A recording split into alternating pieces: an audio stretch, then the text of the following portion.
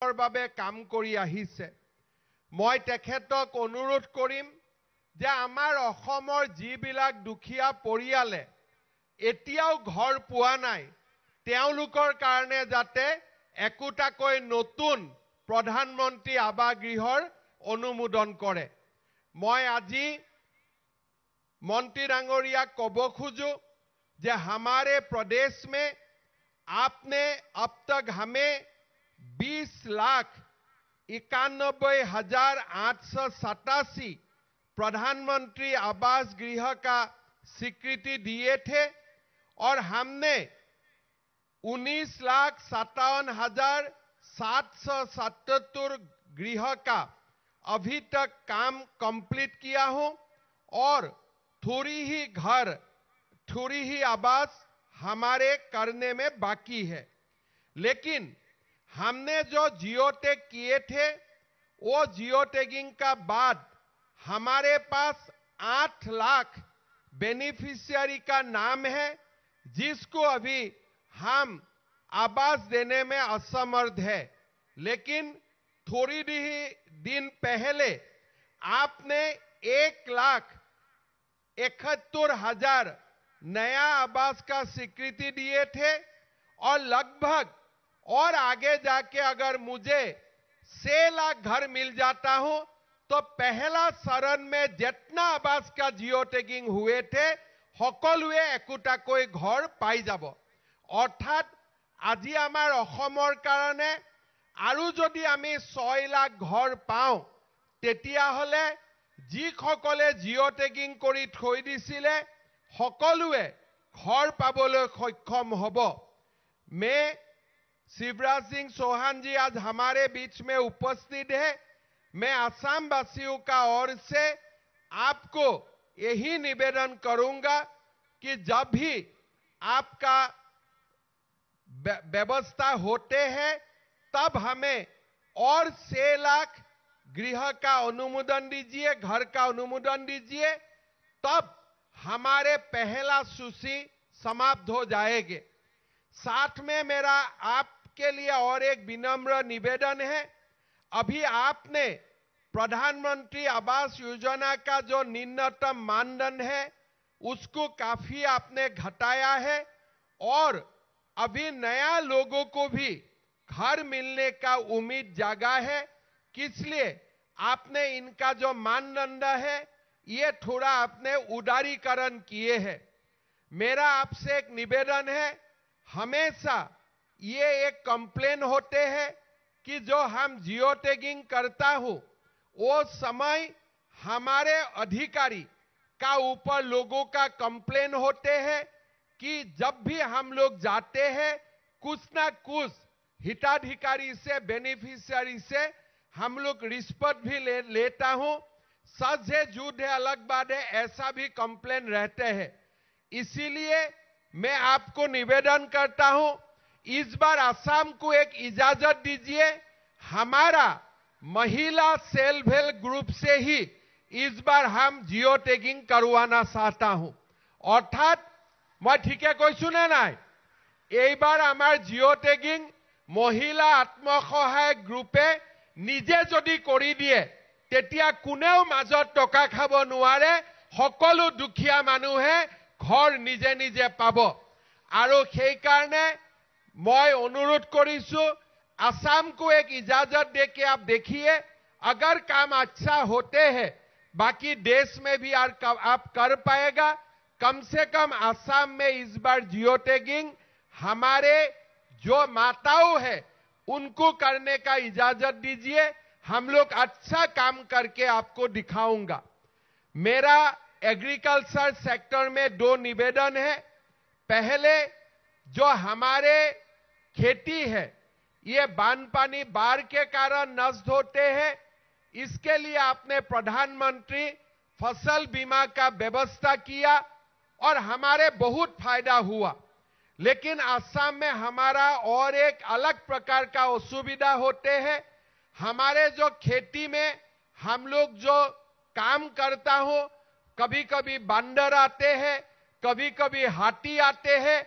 इसीलिए प्रधानमंत्री फसल बीमा में हाथी और बंदर भी जो भी खेती का नष्ट करेगा उसको भी आप प्रधानमंत्री फसल बीमा में इंक्लूड कर दीजिए। हमारे कृषकों को बहुत बड़ा फायदा होगा। मैं आपको हमारे सभी किसानों का ओर से मैं ये भी आपको विनम्रता से निवेदन करूंगा। साथ में आज आपने देखा है हमने हमारे किसानों को जितना हो सकता है हम लोग मदद करने का कोशिश करता हूं। आपका जरिए लोगों को किसान सम्मान निधि मिलते हैं।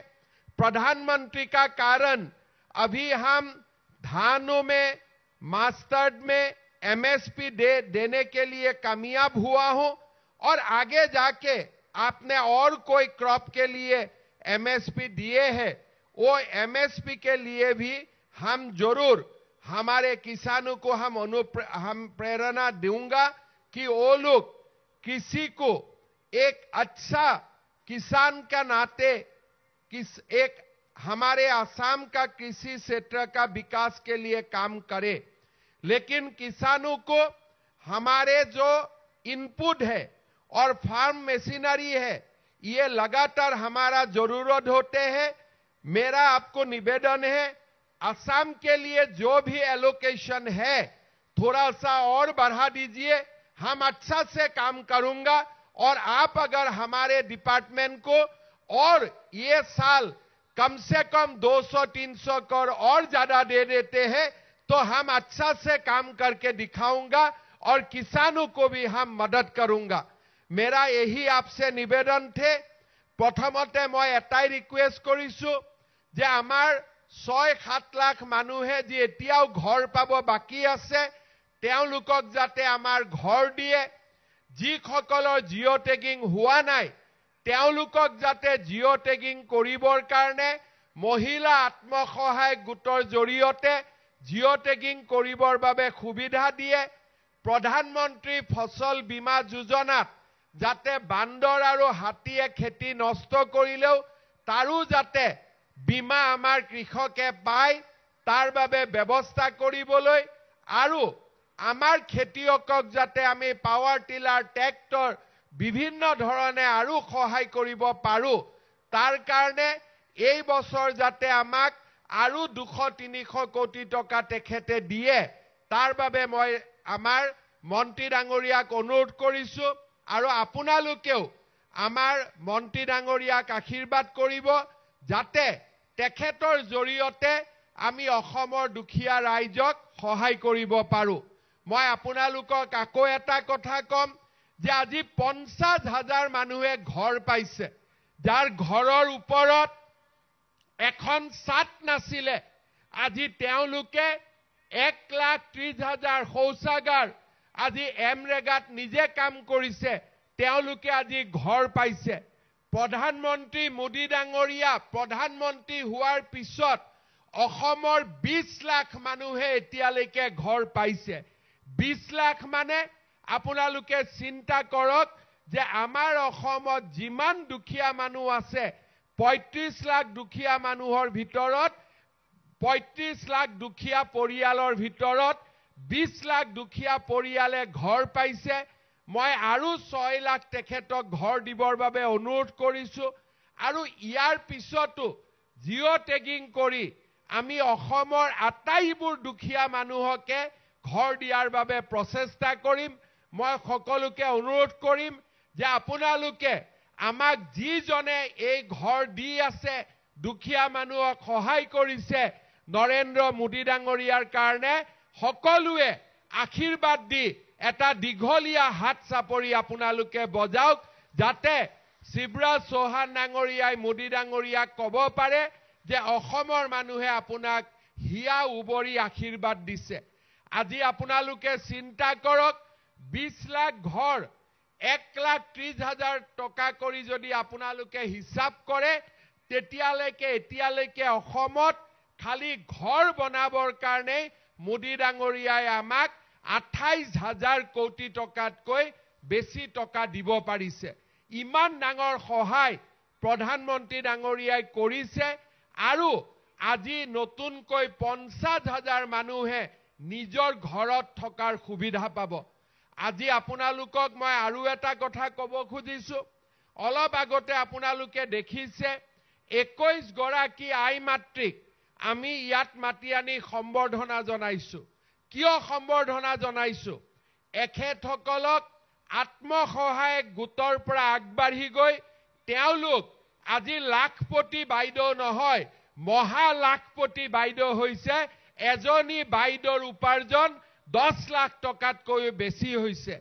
অহা কিছুদিনৰ ভিতৰতে আমি আমাৰ অসমৰ মহিলা আত্মসহায়ক গোটক প্ৰথমতে 10,000, পিছত 25,000, তাৰ পিছত 50,000 টকা দিয়াৰ বহুত ডাঙৰ আঁচনি আমি কেইদিনমানৰ ভিতৰতে 2 মাহ এমাহৰ ভিতৰতে আৰম্ভ কৰিম।